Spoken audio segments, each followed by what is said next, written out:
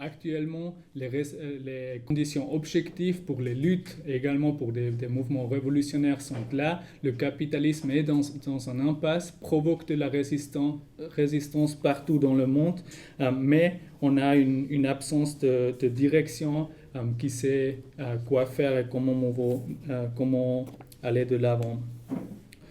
Pour nous, pour les marxistes, pour que un mouvement puisse avoir du succès, pour qu'une révolution puisse avoir du succès, il faut les deux choses. Il faut la spontanéité des masses, le mouvement de masse, mais il faut également une direction marxiste. Ça, c'est le sujet de cette discussion, ce rapport entre la spontanéité et la direction, et surtout avec la direction marxiste, un parti révolutionnaire, un parti d'avant-garde marxiste. Donc, pourquoi faut-il un parti révolutionnaire? Pourquoi ce parti doit être marxiste? Et quel est le rapport entre ce parti et les masses? Ce sont les questions auxquelles j'aimerais essayer de répondre, mais c'est clair que je ne vais pas réussir à tout faire dans cette présentation, et je me réjouis à la discussion où on peut encore ajouter plein de trucs et pour répondre à ces questions. La nécessité du parti révolutionnaire est directement liée au développement de la conscience de classe. Et on va le voir pendant cette présentation que finalement la question de la conscience est au centre de toute la présentation. Pour les marxistes, c'est clair que on vit dans une société de classes. Les classes existent objectivement, si on le veut ou pas, c'est indépendant de notre volonté. Et le prolétariat, c'est une classe qui existe objectivement. Ça veut dire qu'il y a une classe qui doit chaque jour travailler pour survivre, vendre sa force de travail à un capitaliste pour pouvoir survivre. Et ça, comme je dis, c'est une classe objective. Les membres de cette classe, ils partagent tous les mêmes ou la même caractéristique commune, qu'ils ont la même position dans le système capitaliste, qu'ils doivent travailler pour gagner ou pour pouvoir survivre. Et de ça découle également des intérêts de classe communes. Donc, vous savez que les prolétaires ont des intérêts opposés aux capitalistes, parce que finalement, ce sont les capitalistes qui tirent le profit de l'exploitation des prolétaires. Mais si on dit que ces classes objectives, ils existent indépendamment de la volonté des membres de ces classes, ça ne veut pas dire justement que les membres de cette classe en sont conscients. Ça, c'est la différence, comme le disait Marx, entre la classe objective et la classe subjective, on peut dire, ou la classe en soi. Dans des phases normales du développement du capitalisme, il n'y a pas la classe révolutionnaire ou la classe, plutôt la classe prolétaire, n'a pas de conscience révolutionnaire.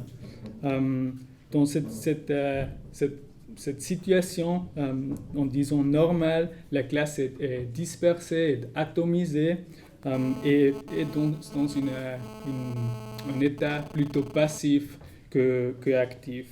Ça veut également dire que la conscience ordinaire, si on n'est pas dans une situation directement révolutionnaire, la classe prolétaire a une conscience plutôt réformiste que révolutionnaire. C'est assez facile de comprendre ça, parce que finalement dans le système capitaliste, on est tous des individus qui sont séparés, qui sont soumis à la concurrence dans le système capitaliste, et qui doivent vendre eux-mêmes leur force de travail et qui ne forment pas une unité commune. Donc ce sont des individus isolés, atomisés. Et du point de vue d'un individu isolé, c'est assez difficile de pouvoir changer le monde, parce qu'on n'a pas la force de changer quelque chose. Pour pouvoir changer quelque chose, il faut s'unir, il faut se mettre ensemble, il faut développer une conscience commune.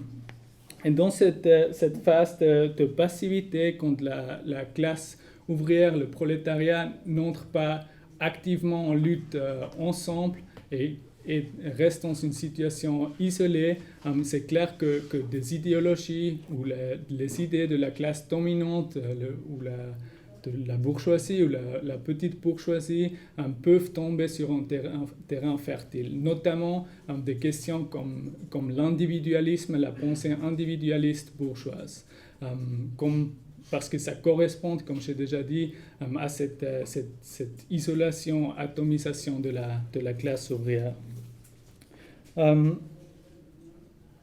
Donc, mais cette situation de passivité où la classe est isolée n'est pas quelque chose d'absolu ou d'éternel, mais ça change avec la lutte de classe.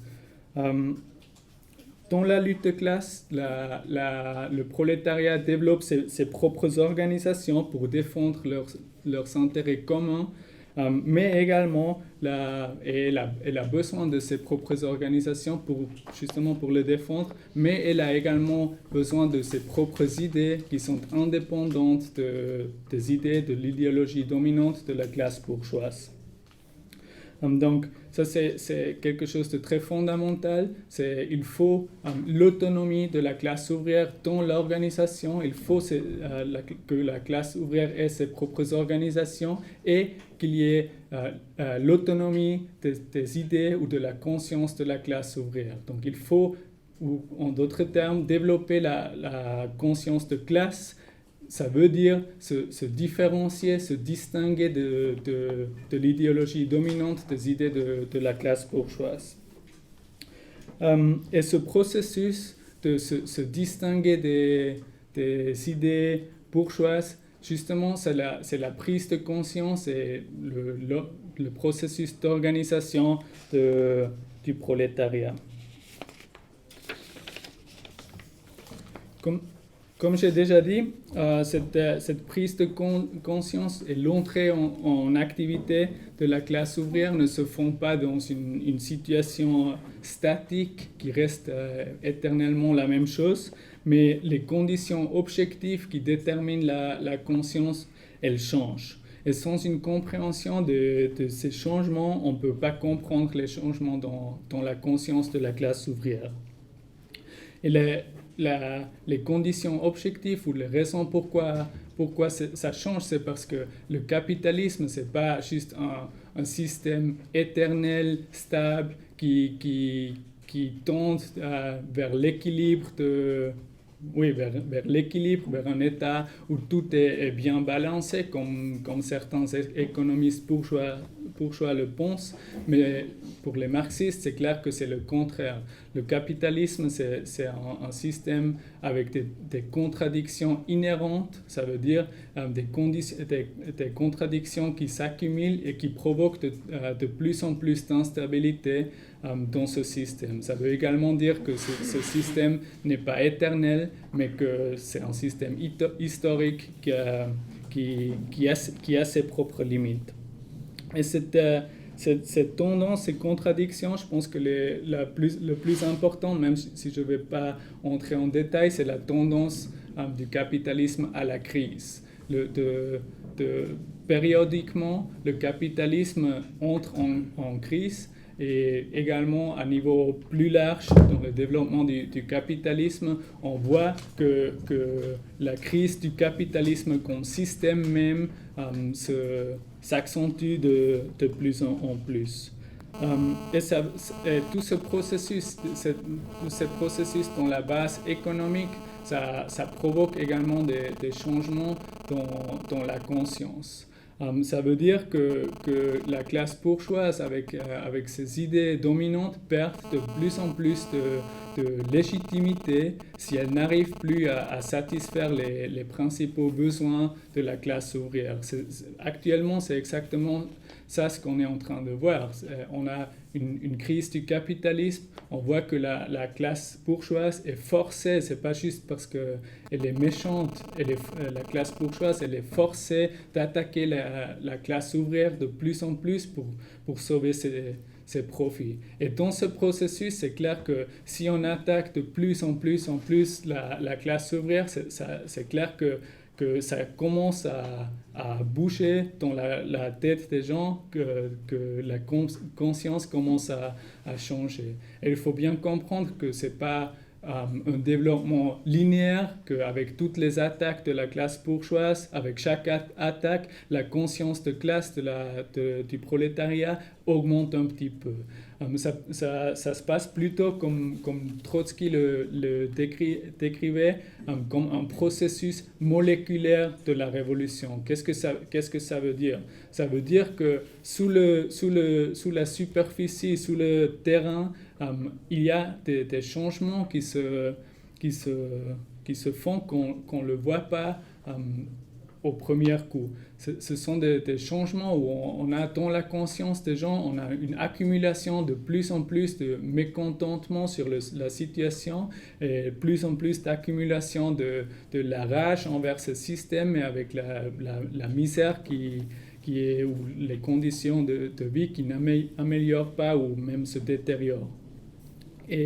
Et comme on le voit actuellement dans toutes ces luttes, parfois, si pendant longtemps cette rage s'est accumulée, il suffit juste une petite attaque qui, prise de manière isolée, ne provoquerait jamais une grande irruption, mais dans cette situation avec beaucoup d'accumulation de rage, ça provoque tout un mouvement spontané, tout un saut dans la conscience des gens.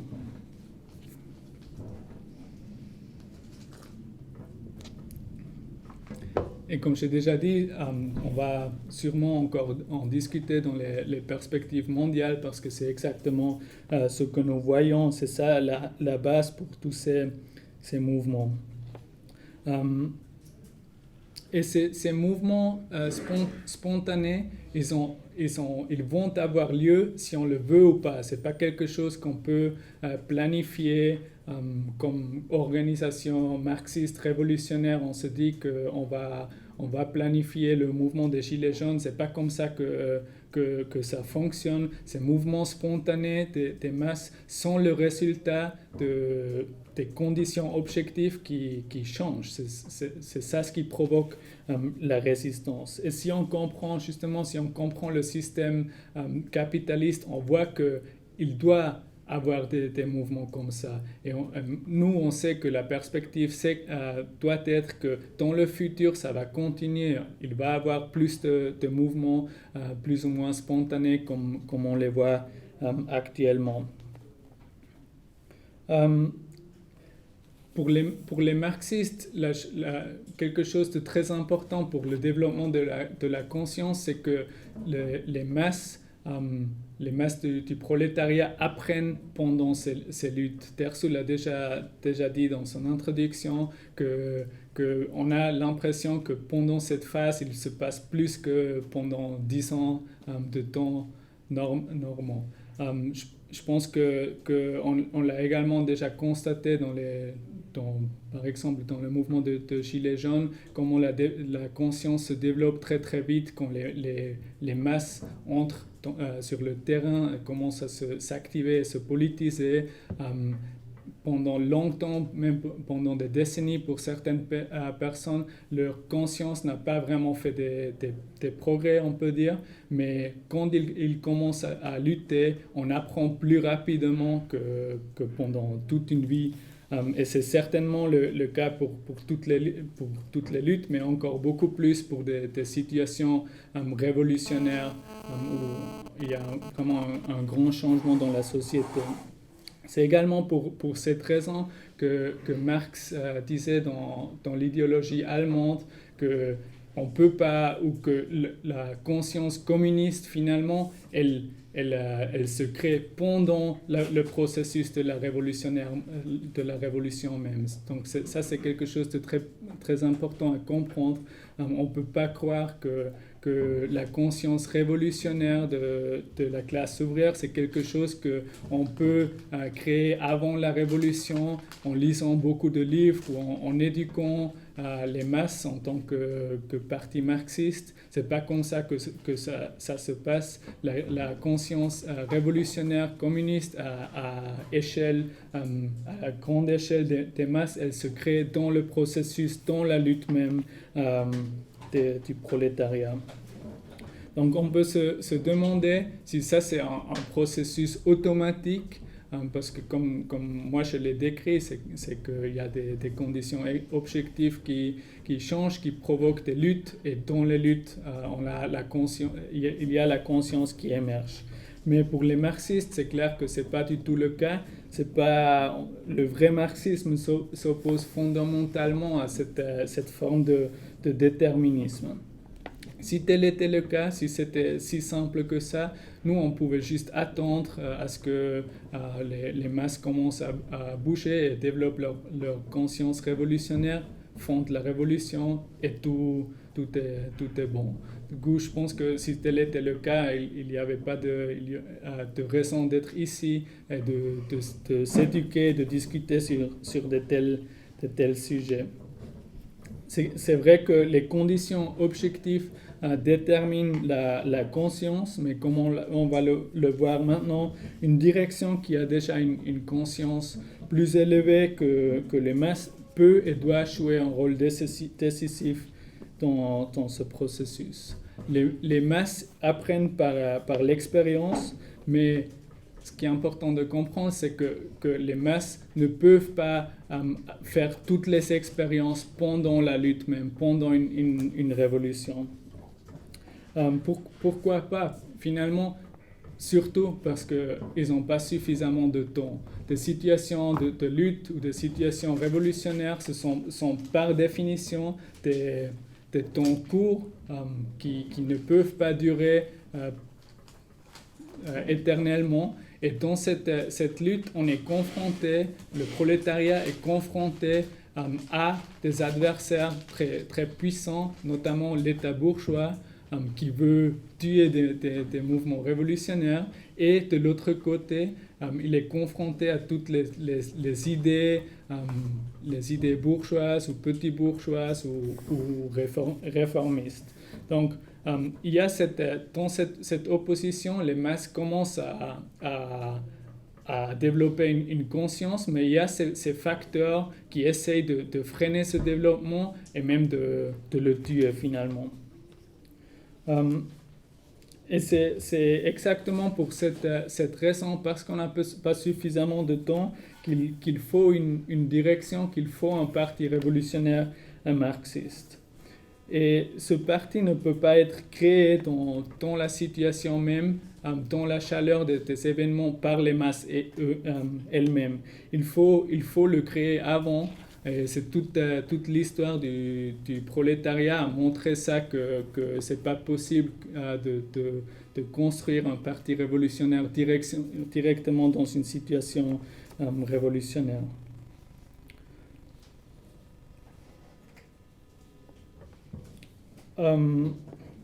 Est-ce que ça contredit à ce que je disais avant, notamment qu'on ne peut pas planifier un mouvement de masse, on ne peut pas le construire avant? Et la réponse est oui ou non. C'est vrai qu'on ne peut pas construire le mouvement même, le mouvement de masse, mais il y a la nécessité de construire un parti, de construire une organisation avec des marxistes bien éduqués, un parti de cadres qui sait agir dans une telle situation et qui, dans une situation révolutionnaire, peut diriger l'énergie des masses.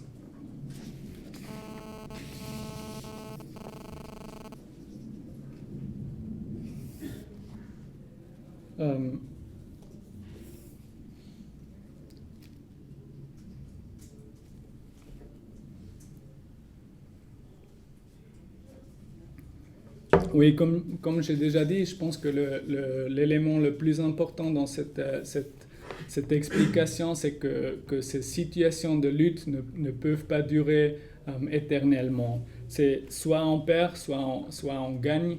Et ça veut dire que avec la défaite, c'est la classe dominante, la classe bourgeoise qui revient au pouvoir dans des situations extrêmement tendues. Et si on regarde l'histoire du mouvement prolétaire, on voit également que ces défaites peuvent être extrêmement, comment dire, extrêmement dures, pas seulement parce qu'ils ont un effet très dur sur la morale de lutte des travailleurs, mais également parce que après plein de situations révolutionnaires, on a vu la contre-révolution ou la terreur de la bourgeoisie pour tuer les mouvements. Je pense qu'il y a plein d'exemples dans l'histoire qui démontrent ça. C'est pas le cas après chaque défaite, mais finalement, ça c'est la raison pourquoi on a vu l'émergence du fascisme. C'est la réponse à la contre-révolution aux mouvements révolutionnaires qui ont échoué parce qu'il n'y avait pas dans la situation la bonne direction révolutionnaire. Donc il faut, dans ces situations, il faut un parti centralisé, discipliné, avec des cadres bien éduqués, qui étudie les luttes du passé. Et dans cette description, il y a ce terme du parti comme mémoire de la classe ouvrière. Je pense que c'est un terme extrêmement important parce qu'il montre que les masses font leurs propres expériences, mais ils les font de nouveau dans toutes les luttes. Et pour accélérer ce processus, il faut réunir toutes les expériences du mouvement ouvrier pour donner une direction et pour ne pas faire toutes les erreurs, ne pas répéter toutes les erreurs dans les luttes.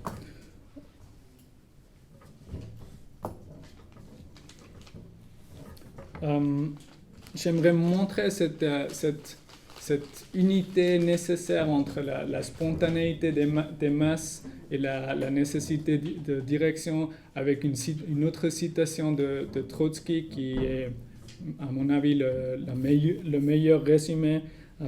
Et il dit dans l'introduction ou le préface de son histoire de la révolution russe, « Sans une organisation dirigeante, l'énergie des masses se volatiliserait comme de la vapeur non enfermée dans un cylindre à piston. Cependant, le mouvement ne vient ni du cylindre ni du piston, mais de la vapeur. » Je pense que c'est une image extrêmement puissante qui montre que toute l'énergie vient de la spontanéité du mouvement de masse, mais toute cette énergie va se perdre s'il n'y a pas de direction qui arrive à bien canaliser, qui arrive à donner de la forme à cette énergie et de la diriger finalement la diriger à la prise du pouvoir du prolétariat. Cette nécessité du parti marxiste, on le voit confirmé dans l'histoire, dans toutes les situations révolutionnaires, mais dans la plupart des cas, on le voit confirmé de manière négative avec l'absence de parti révolutionnaire où on a un échec du mouvement. Je pense que le meilleur exemple pour le contraire, un exemple positif, c'est l'exemple des bolcheviks en Russie, où ils ont réussi à faire la révolution et où cette unité entre le mouvement de masse, entre le prolétariat et également les paysans et la direction bolchevique, la direction marxiste s'est réalisée. Souvent, les bolcheviks sont décrits comme des putschistes, comme un petit groupe, un parti qui a pris le pouvoir sans aucune base, qui a juste pris le pouvoir de l'État. Mais mais justement, c'est important de comprendre ce que je disais avant. Les bolcheviks n'ont pas créé, ils n'ont pas construit le mouvement de la révolution. Ils n'ont pas juste fait eux-mêmes la révolution. Les soviets, les conseils des paysans et des ouvriers, ce n'est pas les bolcheviks qui ont construit ces conseils, qui ont construit les soviets. Ça, c'est en fait un produit du mouvement de masse de la propre révolution. Et quel est le rapport entre les bolcheviks, le parti bolchevique et ce mouvement de masse qui a pris la forme d'un mouvement de conseil? Au début du mouvement, avec la révolution de février, les bolcheviks, ils étaient encore minoritaires. Donc on ne peut pas dire que c'est eux qui ont construit ce mouvement, mais ils sont entrés dans ce mouvement, ils ont donné une perspective, ils ont lutté pour les idées en montrant quelle est la situation, quelle est la situation, quel est le caractère de la révolution, et que pour avoir du succès, le mouvement doit prendre ou donner tout le pouvoir dans les mains du soviet. Donc, en d'autres termes, il faut éliminer le pouvoir bourgeois et donner tout le pouvoir aux soviets.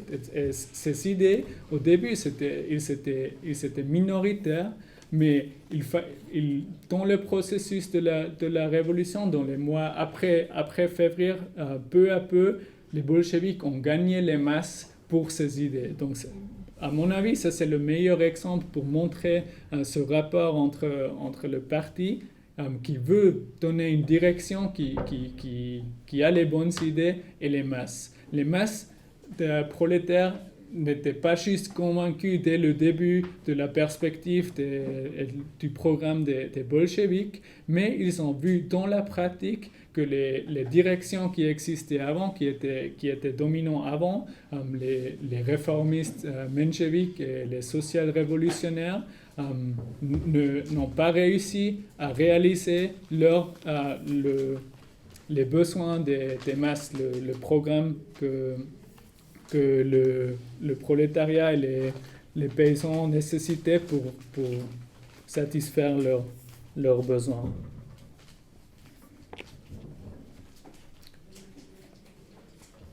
Donc, en résumé, le mouvement révolutionnaire, c'est donc l'unité entre cette initiative, cette énergie, cette spontanéité des masses et la direction révolutionnaire marxiste. S'il n'y a pas les deux, il n'y a pas de révolution qui peut avoir du succès.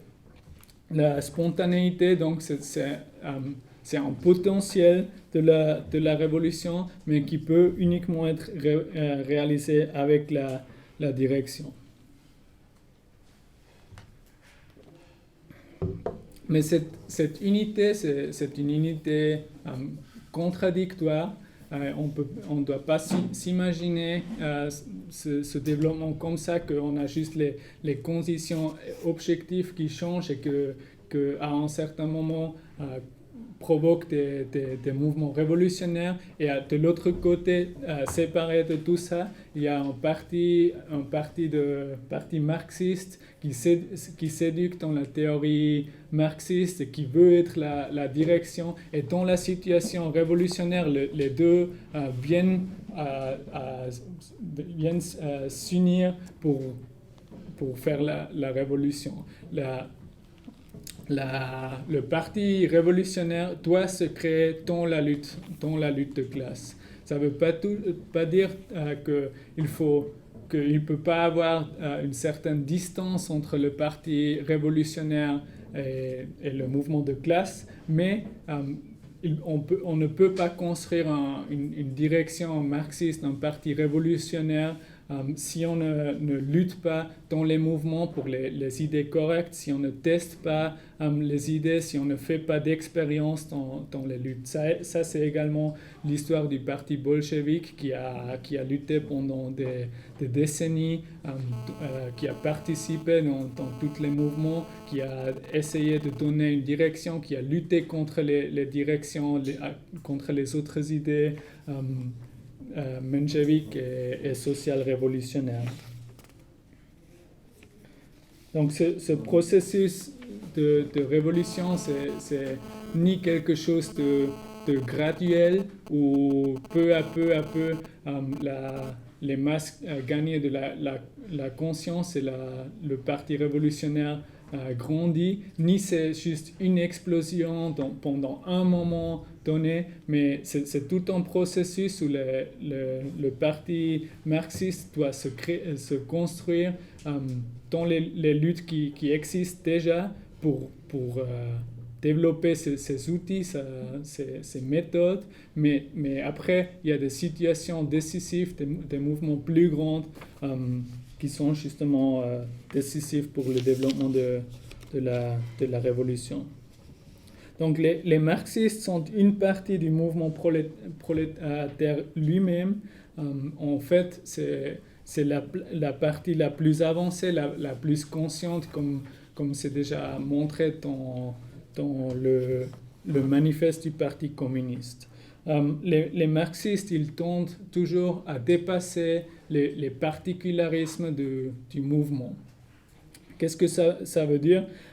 Ça veut dire qu'il faut toujours mettre toutes les luttes partielles dans un contexte plus large et montrer qu'une lutte partielle, une lutte économique dans une entreprise par exemple, finalement ne change rien aux conditions si elle n'arrive pas à dépasser l'étape ou la lutte économique à ce stade, si elle n'arrive pas à passer au niveau politique et finalement, en dernier lieu, à la prise du pouvoir. Donc, les marxistes dépassent d'un côté les luttes partielles, ils dépassent les particularismes, et de l'autre côté, ils représentent le mouvement dans son ensemble. Ça veut dire pas dans une phase actuelle ou la phase telle qu'elle est maintenant, mais ils représentent également les intérêts du prolétariat de demain, dans tout ce processus qui mène à la prise de pouvoir du prolétariat. Et ces étapes, ou ce que je viens de décrire, de dépasser les particularismes et que c'est finalement un processus, ce sont en effet les étapes de la prise de conscience et de l'unification du prolétariat lui-même. Le prolétariat ne commence pas avec une conscience directement révolutionnaire, mais comme j'ai déjà dit avant, c'est qu'au début, on a une conscience plutôt isolée, individualiste, réformiste. Mais si on se considère comme individu, on voit qu'on ne peut rien changer de fondamental dans ce système, mais il y a des luttes qui te poussent. Par exemple, dans une entreprise, si tu n'es pas content avec ton salaire, tu commences à lutter, et dans ce processus, tu vois que tu as les mêmes intérêts que les autres travailleurs dans l'entreprise. Et comme ça, une unité, une conscience commence à se développer. Et la conscience de classe ne s'arrête pas là, ne s'arrête pas à l'entreprise elle-même, elle ne s'arrête pas non plus à un secteur industriel, mais elle doit se dépasser ces particularismes pour devenir une conscience de classe qui est par essence politique. Ça veut dire qu'il ne faut pas se considérer ou se comprendre comme juste un individu, ni juste un travailleur d'une entreprise ou d'un secteur, mais comme une force de classe où toute la classe a les mêmes intérêts. Et à ce niveau-là, ça devient politique parce qu'on commence à défendre les intérêts de toute une classe entière contre l'État bourgeois et contre la classe de la bourgeoisie. Et là aussi, on peut dire qu'on peut encore distinguer entre deux étapes différentes. Dans une première étape, cette conscience de classe, ça veut dire de défendre les intérêts de la classe, mais en en voulant une égalité avec la bourgeoisie. Donc ça reste dans un cadre réformiste. On commence à demander de la bourgeoisie le droit à la codécision, par exemple. On veut l'égalité, on veut être à pied égal avec la bourgeoisie. Donc ça reste justement dans le cadre. L'étape supérieure serait de dépasser également ce stade et de dire que le prolétariat lui-même peut diriger la société, peut s'émanciper et finalement prendre le pouvoir dans l'État et dans les usines.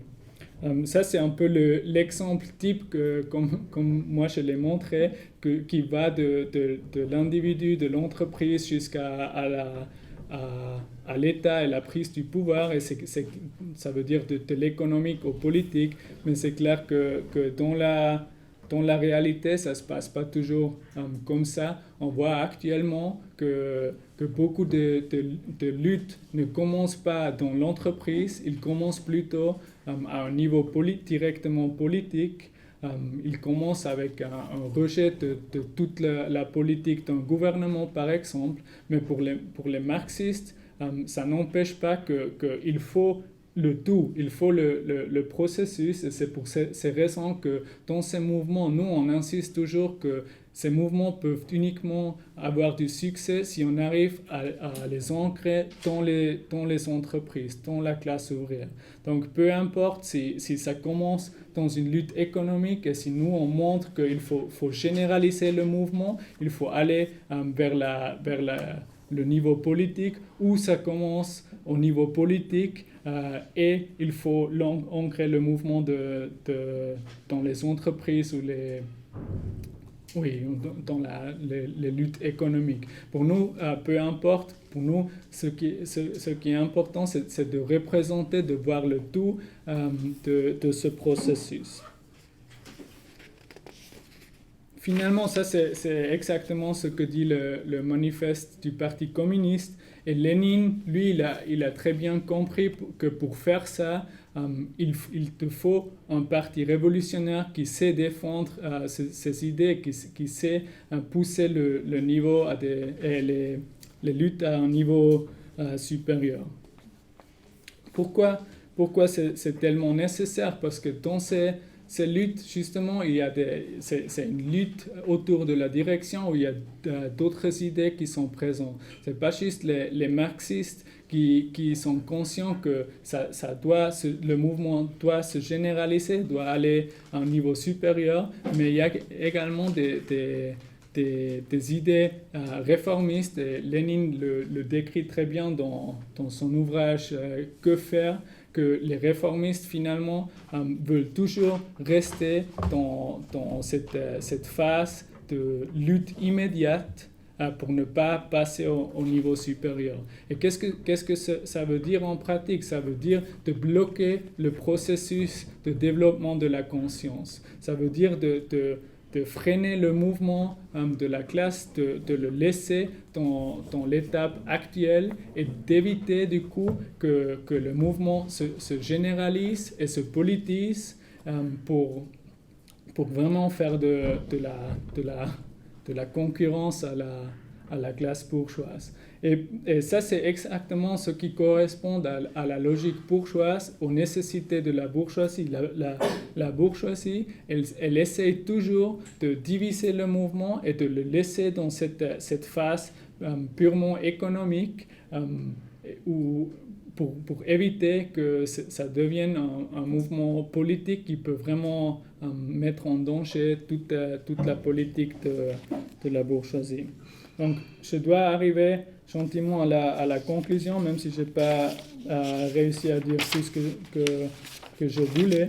Mais juste pour revenir à comment j'ai ouvert cette discussion, je pense que c'est assez clair qu'on vit dans une phase, actuellement on vit dans une phase extrêmement turbulente où le fondement de cette phase, c'est la crise du capitalisme.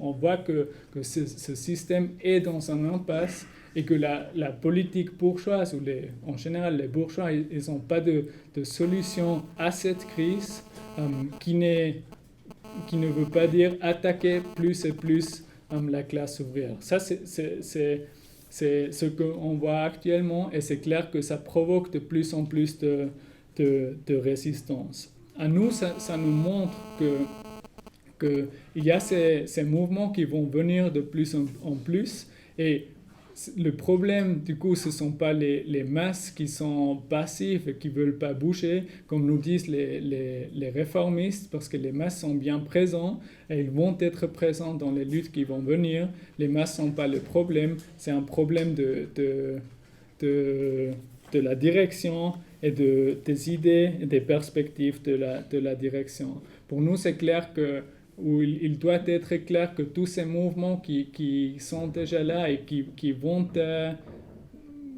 venir encore ne peuvent pas avoir de succès, au moins pas à moyen ou à long terme, sans une direction marxiste. Du coup, on voit un énorme décalage entre la réalité telle qu'elle est maintenant et la taille des forces marxistes. Parce que si on regarde dans tous ces mouvements, on voit nos propres forces, on voit les forces du marxisme, et on voit que nous, on est juste incapable de vraiment intervenir, de bien intervenir et de donner la direction à ces mouvements tels qu'ils le nécessitent.